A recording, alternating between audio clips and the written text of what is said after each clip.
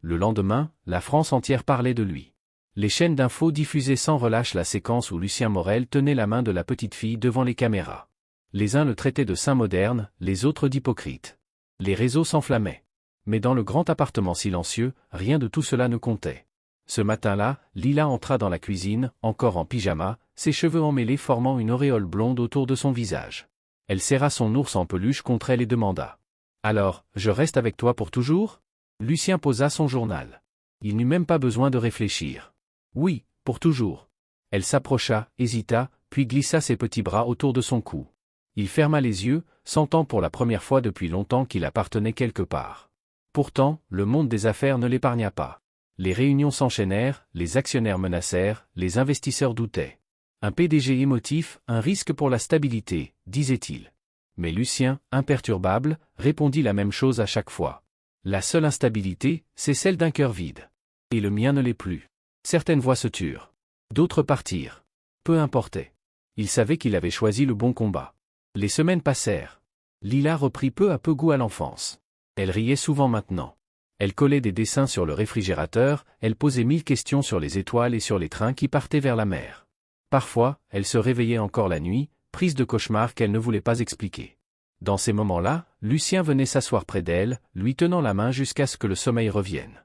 Un soir, alors qu'il regardait un vieux film en noir et blanc, Lila se tourna vers lui. « Dis, tu crois que ma vraie maman serait fière de moi ?» Lucien sentit sa gorge se serrer. « Je crois qu'elle serait fière, parce que tu es forte, parce que tu aimes, parce que tu continues d'espérer.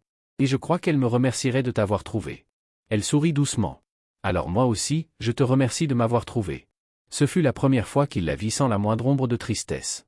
Juste la lumière pure d'un enfant qui se sent enfin à sa place. Les mois passèrent, et un matin d'été, ils se retrouvèrent dans une petite salle d'audience du tribunal de Paris. Le juge, un homme au regard bienveillant, leur adressa un sourire discret avant de signer les papiers. « Félicitations, monsieur Morel. C'est officiel. Vous êtes son père. » Lila, vêtue d'une robe bleue, leva les yeux vers lui, émerveillée. « Ça veut dire que c'est pour toujours ? » ?»« Oui, mon trésor. Pour toujours. » Elle se jeta dans ses bras, riant à travers ses larmes. Les applaudissements discrets des assistants résonnèrent autour d'eux. Pour Lucien, ce fut le seul contrat de sa vie qu'il signa avec son cœur, et non avec son ambition. Le soir, en rentrant chez eux, il s'arrêta un instant devant la porte de sa chambre. Elle rangeait soigneusement ses crayons sur son bureau. « Regarde, dit-elle, j'ai dessiné notre maison. Et toi, t'as un sourire cette fois. » Lucien rit, ému. « J'espère bien, sinon tu m'en aurais voulu. » « Oui, répondit-elle en hochant la tête. Parce que maintenant, on est une vraie famille. » Elle vint lui faire un bisou sur la joue et se glissa dans son lit. Avant d'éteindre la lumière, elle murmura. « Je suis contente d'avoir frappé cette machine. » Il resta un instant figé, le cœur serré d'émotion. « Moi aussi, Lila. Parce que ce jour-là, c'est toi qui as fait tomber quelque chose. Pas un biscuit, mais moi. » Elle rit dans le noir, puis s'endormit paisiblement. Lucien s'assit un moment sur le rebord de la fenêtre. Paris scintillait sous la lune, la ville bourdonnante et indifférente, comme toujours. Et pourtant, pour lui, tout avait changé. Il avait bâti des empires, signé des contrats colossaux, dominé des marchés. Mais aucune victoire ne valait ce silence serein, ce souffle d'enfant derrière la porte. Il ferma les yeux, laissant un sourire naître au coin de ses lèvres. Pour la première fois, il comprit que la richesse n'était pas dans les tours de verre, mais dans les battements d'un petit cœur qui lui avait rendu le sien. Et cette nuit-là, Lucien Morel sut qu'il n'était plus seulement un homme puissant. Il était enfin un père. Fin. Cœur rouge.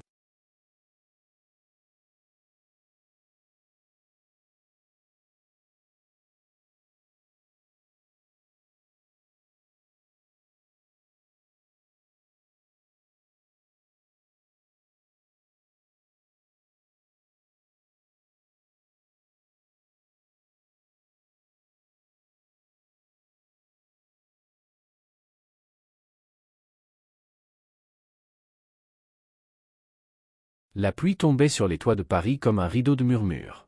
Dans la grande salle de réunion de Havre-Capitale, les membres du conseil fixaient Lucien avec des visages fermés. Sur la table, les journaux du matin étalaient leurs titres assassins. PDG secret, qui est la fillette cachée du milliardaire? Lucien Morel et la petite inconnue, mensonge ou scandale? Lucien garda le silence. Seul le tic-tac de l'horloge remplissait l'air. C'est inacceptable, tonna le vice-président. Votre image est notre actif le plus précieux. Vous mettez la société en danger. Lucien leva les yeux, glacial. Le danger, messieurs, c'est d'oublier qu'il existe un monde au-delà de vos bilans. Une enfant affamée n'est pas un risque pour l'entreprise. C'est une honte pour nous tous. Un murmure parcourut la salle. Certains baissèrent la tête. D'autres le regardèrent avec mépris. Mais Lucien savait déjà qu'il ne reviendrait pas en arrière. Pendant ce temps, chez lui, Lila découpait un dessin avec une concentration d'artiste. Elle ignorait tout de ce qui se jouait au-dessus de sa tête. Quand Lucien rentra, trempé, les traits tirés, elle leva les yeux vers lui et demanda d'une petite voix. « Ils t'ont grondé ?» Il s'agenouilla devant elle. « Un peu. C'est à cause de moi ?» Ces mots-là lui firent plus mal qu'aucune attaque publique. « Non, mon ange. À cause d'eux. Parce qu'ils ont oublié ce que veut dire être humain. » Elle hocha la tête, comme si elle comprenait plus qu'on ne le croyait. Puis elle posa sa main sur sa joue. « T'es gentil, toi.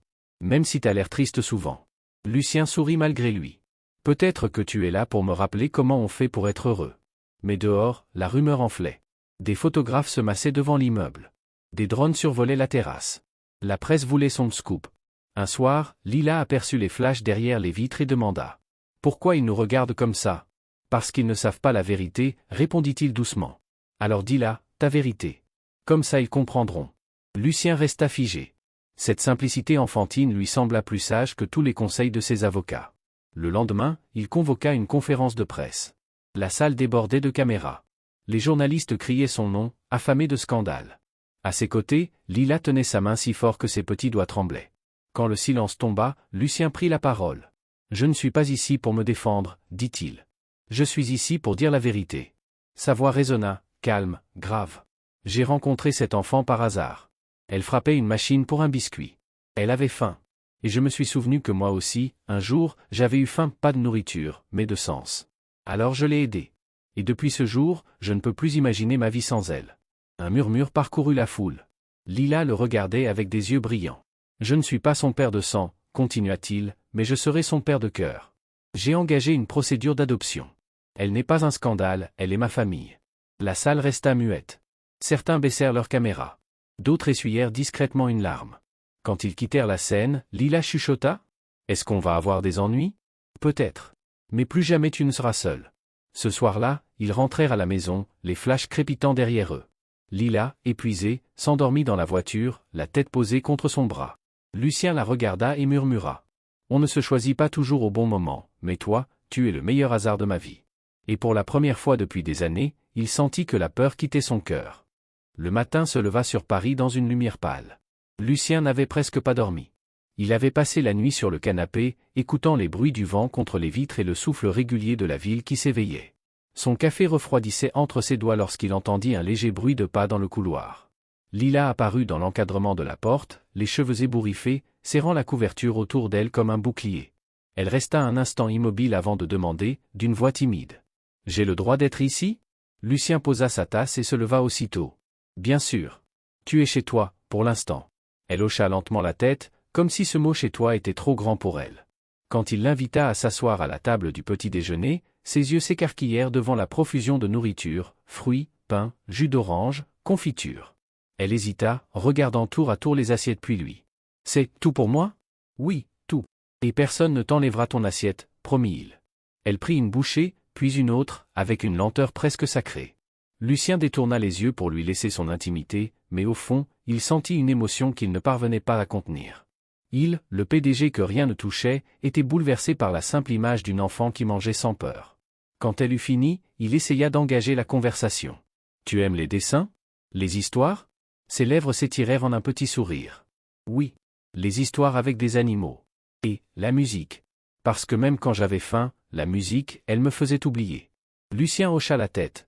Il se souvenait de ses propres silences d'enfant, mais jamais du froid, jamais de la faim. Cette petite fille lui montrait une force qu'il n'avait jamais connue. Plus tard, il lui proposa de voir la vue depuis le balcon. Lila colla son nez contre la rambarde et poussa un petit cri émerveillé. On dirait que le monde est petit. Lucien la regarda en silence. Pour lui, Paris n'avait toujours été qu'un décor de puissance, un champ de bataille économique. Dans ses yeux à elle, c'était un miracle. L'après-midi, il voulut lui acheter des vêtements neufs. Mais à sa surprise, elle se crispa, se referma aussitôt, baissant la tête. « Je veux pas devoir quelque chose. » Alors, il comprit.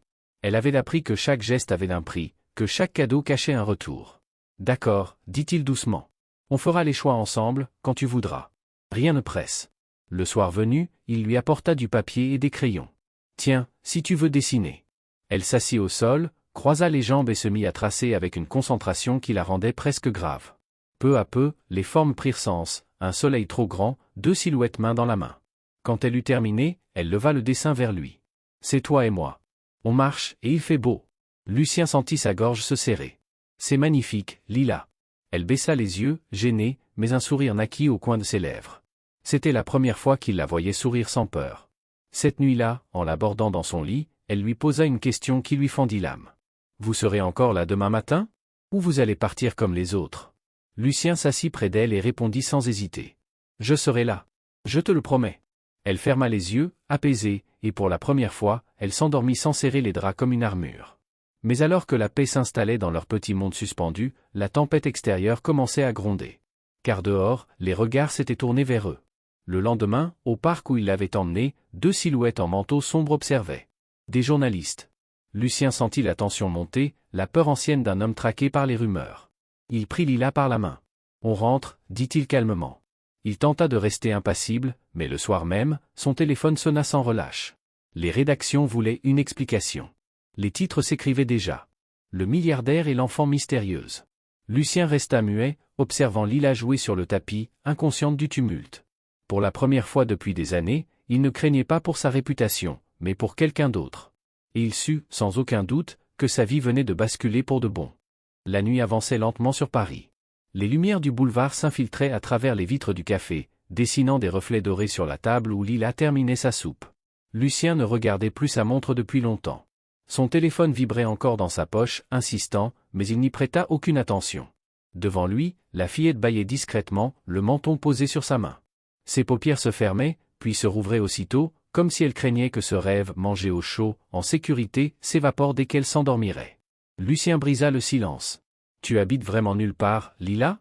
Elle haussa doucement les épaules. « Des fois, j'ai un endroit. Une cage d'escalier, un coin de gare. Mais souvent, non. J'attends maman. » Elle avait dit qu'elle reviendrait. Ces mots le coupèrent comme une lame. Il voulut répondre, mais rien ne vint. Il sentit une brûlure derrière les yeux, la colère muette d'un homme face à l'injustice du monde. Comment une enfant pouvait-elle dire cela sans pleurer? Sans haine? Juste avec cette fatalité tranquille, comme si c'était normal. Il inspira profondément, tenta de garder son calme. Personne ne devrait attendre autant, murmura-t-il.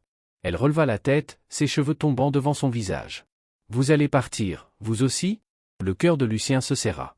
Il s'agenouilla près d'elle, posant une main sur le bord de la table. Pas ce soir, promit-il. Pas tant que tu dors tranquille. Elle le regarda longtemps, comme pour vérifier si c'était vrai. Puis hocha simplement la tête. Quand le café ferma, ils sortirent ensemble dans l'air froid. Lila frissonna aussitôt, et Lucien enleva sa veste, la posa sur ses petites épaules. Elle la serra fort, enfouissant son visage dans le tissu comme si elle voulait s'y cacher. Ils marchèrent jusqu'au parking souterrain. Devant la voiture noire, elle s'arrêta net. « Je dois pas monter avec des inconnus. » Lucien s'accroupit. « Tu as raison, dit-il doucement. Tu ne devrais jamais monter avec quelqu'un si tu ne le sens pas. Si tu veux, on reste ici. On attend le matin. » Elle cligna des yeux, surprise par cette réponse. Peu d'adultes lui laissaient le choix. Après quelques secondes d'hésitation, elle tendit la main, minuscule et froide. « D'accord, mais juste pour cette nuit. »« Juste pour cette nuit, » promit-il. Le trajet se fit en silence. Elle collait son nez contre la vitre, émerveillée par la ville illuminée. « C'est beau. On dirait un ciel qui est tombé, » murmura-t-elle. Lucien la regarda du coin de l'œil. Il avait traversé Paris 1000 fois sans jamais le trouver beau. Ce soir-là, grâce à elle, il le vit autrement. Lorsqu'ils arrivèrent devant son immeuble haussmannien, Lila resta immobile devant les grandes portes vitrées. « Je crois que je devrais pas entrer ici. »« Tu peux aller partout où tu es en sécurité, » répondit-il doucement. « Ce soir, c'est ici. » Elle franchit timidement le seuil. Le hall semblait immense, avec ses lustres, ses tapis et ses murs crème. Lucien la guida jusqu'à la cuisine. « Tu veux encore un peu de lait chaud? »« Non, juste dormir. » Il la mena dans la chambre d'amis. Le lit paraissait gigantesque comparé à son petit corps. Elle grimpa dessus, hésitante, puis s'assit en tailleur, la veste de Lucien encore sur ses épaules. « Vous allez me renvoyer demain ?» Il s'assit au bord du lit, la voix douce. « Je ne sais pas ce que demain apportera, mais ce soir, tu n'es plus seule. » Elle hocha la tête, puis se glissa lentement sous la couverture. Ses yeux se fermèrent. Ses lèvres murmurèrent un simple mot avant de sombrer. « Merci. » Lucien resta assis longtemps, la regardant respirer paisiblement.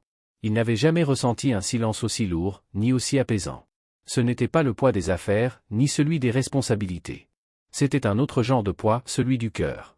Celui d'un homme qui venait de comprendre que sa vie, jusqu'ici, n'avait été qu'une illusion de contrôle. Cette nuit-là, pour la première fois depuis des années, il ne pensa ni à ses actions, ni à ses projets, ni à ses rivaux. Il pensa seulement à une petite fille endormie, à la promesse qu'il venait de faire. Et à la certitude qu'il devrait désormais la tenir. Le bruissement du papier d'emballage fut le seul son entre eux. La petite tenait la barre de chocolat dans ses doigts maigres, sans oser la manger. Lucien resta accroupi, sans bouger, craignant qu'un geste trop brusque ne la fasse fuir. Pourtant, à l'intérieur, il bouillonnait. Lui, l'homme aux certitudes de granit, se retrouvait déstabilisé par une enfant à la robe froissée. Elle finit par décoller un coin du papier, lentement, comme si elle dévoilait un trésor interdit. Au lieu de se jeter dessus, elle en cassa un carré, le porta à sa bouche, mâcha avec lenteur, puis replia soigneusement le reste, le rangeant dans sa main. Lucien sentit sa gorge se serrer. Cette enfant savait ce que c'était que le manque. Elle rationnait. Elle connaissait la valeur de chaque bouchée. Il demanda doucement. « Comment tu t'appelles » Elle leva vers lui ses grands yeux bleus, méfiants, avant de murmurer. « Elila » Le mot sortit de sa bouche comme un secret fragile. Lucien le répéta intérieurement, comme on grave un nom sur une pierre.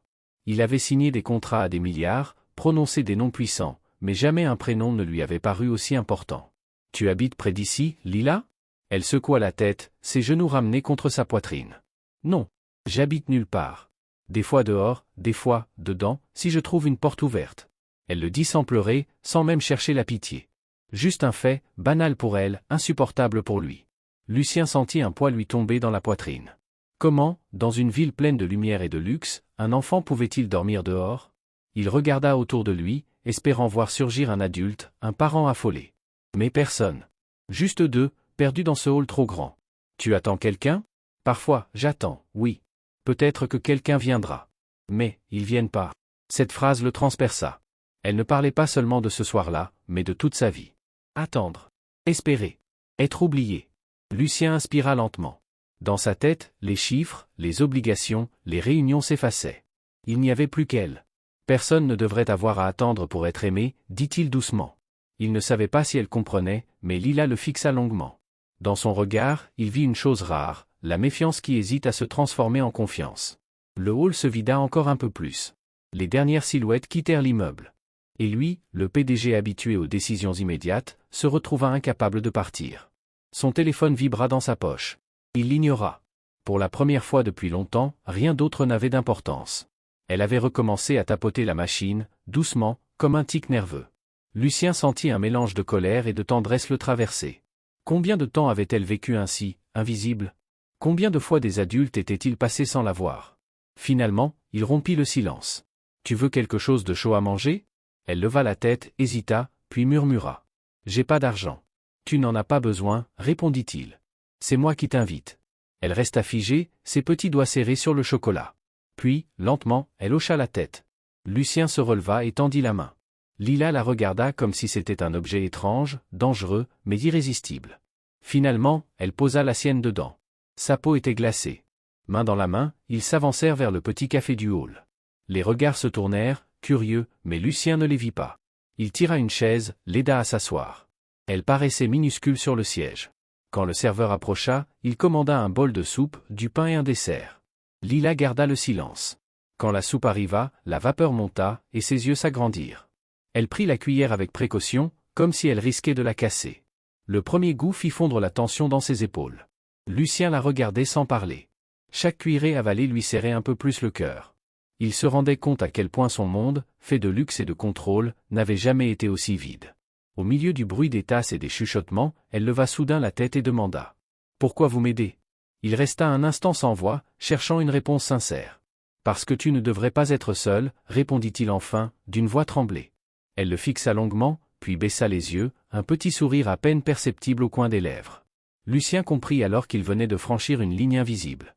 Ce n'était plus un geste de charité. C'était un lien. Et ce lien allait tout changer. Le hall d'un grand immeuble parisien était presque désert. Seul le bourdonnement des néons et l'écho lointain des pas troublaient le silence. Au fond du couloir, un distributeur automatique clignotait doucement, projetant une lumière pâle sur le sol brillant. Devant la vitre du distributeur, une toute petite silhouette s'y appuyait, le front presque collé au verre. Une fillette de 5 ans à peine. Ses cheveux blonds pendaient en mèches fines sur une robe jaune passée, propre mais usée. Ses yeux d'un bleu clair fixaient les rangées de barres chocolatées avec une intensité poignante. Elle tapa doucement du poing sur la machine, puis pencha la tête, murmurant d'une voix fluette. Peut-être que quelque chose tombera. Elle ne savait pas qu'on l'observait. Sa voix était celle d'un enfant qui n'a plus grand-chose à espérer, mais qui essaie encore d'y croire un peu. Lucien Morel traversait le hall à cet instant. PDG d'un conglomérat technologique parisien, il appartenait à un autre monde, celui des costumes sur mesure, des réunions sans fin et des décisions qui faisaient trembler les marchés. Son pas était vif, son esprit encombré d'appels, de chiffres et de stratégies. Et pourtant, en la voyant, il s'arrêta. Il avait l'habitude de croiser des enfants, des employés en visite avec leur famille, mais celle-ci était différente. Elle ne jouait pas, n'attendait personne. Elle avait faim. Lucien resta immobile un moment, les mains dans les poches, observant la petite frêle silhouette tapoter la vitre comme si elle pouvait faire tomber une friandise par la force du regard. Il nota ses chaussures trop petites, la poussière sur ses genoux, et surtout, ses yeux, quand elle leva enfin la tête, effrayée par son ombre.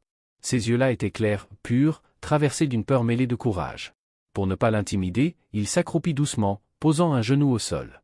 Sa voix, d'ordinaire ferme, s'adoucit. « Pourquoi tu tapes sur la machine ?» La fillette hésita. Puis, d'une voix à peine audible. « Parce que, peut-être qu'elle fera tomber quelque chose. Peut-être que j'aurai de la chance. » Elle baissa les yeux, gênée, avant d'ajouter encore plus bas. « J'ai pas d'argent. » Ces 3 mots le frappèrent plus fort qu'une gifle. Lucien sentit en lui remonter une émotion ancienne, colère, tristesse, honte peut-être. Il pensa à tous ces dîners d'affaires où les plats restaient intacts, aux buffets gaspillés, aux bouteilles hors de prise ouvertes par habitude. Et là, devant lui, une enfant essayait de convaincre une machine de lui offrir de quoi manger. Il glissa la main dans sa poche, en sortit un billet, puis le fit passer dans la fente. La machine ronronna, un bruit métallique retentit, clac. Une barre de chocolat tomba dans le bac. La petite sursauta. Ses yeux s'écarquillèrent comme si elle venait d'assister à un miracle. Lucien la ramassa et la lui tendit. Mais elle ne la prit pas tout de suite. Ce n'était pas la timidité, c'était la méfiance. L'hésitation de quelqu'un qui n'a pas l'habitude de recevoir sans qu'on lui demande quelque chose en retour. Enfin, d'une main tremblante, elle saisit la friandise et la serra contre sa poitrine comme un trésor. Il s'attendait à la voir la dévorer aussitôt. Mais non. Elle resta là, immobile, le chocolat toujours intact, les yeux tournés vers la porte du hall. Comme si elle attendait quelqu'un. Lucien fronça les sourcils. Il venait de comprendre, cette histoire ne faisait que commencer. La petite n'avait prononcé que quelques mots, mais dans son silence, il avait entendu bien plus, la faim, la peur, la solitude. Et autre chose encore, qu'il ne parvenait pas à nommer. Dans ce hall froid, entre le murmure des néons et la lumière du distributeur, Lucien sut que quelque chose venait de changer. Sa vie venait, sans qu'il s'en rende compte, de basculer.